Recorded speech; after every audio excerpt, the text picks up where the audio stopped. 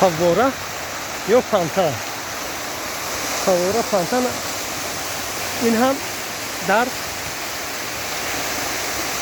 باغ رودکی است. باغ رودکی مرکز شهر دوشنبه واقعا دیدنی است. امیدوارم که با شما هم پیشنهاد خواهد آمد که لذت ببرید و بسیار خواستم که شما هم لذت ببرید از دیدنی آن همین فواره‌ای که بسیار جذاب می‌کند، بسیار زیباست، بسیار منظره دیدنی صدایش شنیدنی.